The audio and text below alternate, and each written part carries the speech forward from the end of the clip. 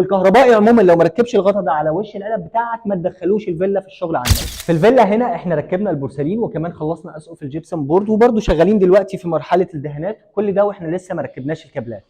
احنا ما ركبناش الكابلات هنا علشان الموقع لسه اندر كونستراكشن وفيه عماله كتير داخله وخارجه، وده ممكن يسبب لي انه الكابلات تتسحب وتتسرق.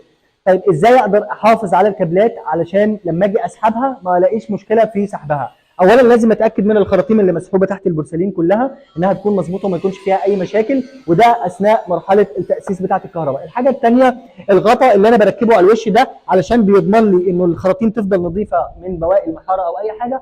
والكهربائي عموما لو ما ركبش الغطاء ده على وش العلب بتاعك ما تدخلوش الفيلا في الشغل عندك. كمان حاجه مهمه لازم تاخد بالك منها من استوائيه العلب سواء افقيه او راسيه العلب، وكمان لازم العلبه تكون مع مستوى الحيطه، ودي بنعملها من الاول من مرحله التاسيس لانه بيمنع بعد كده ان احنا نطول الوش بمسامير طويله او ان احنا نقص وش العلبه. فالملاحظات دي مهمه جدا لازم تاخد بالك منها في بند تاسيس الكهرباء.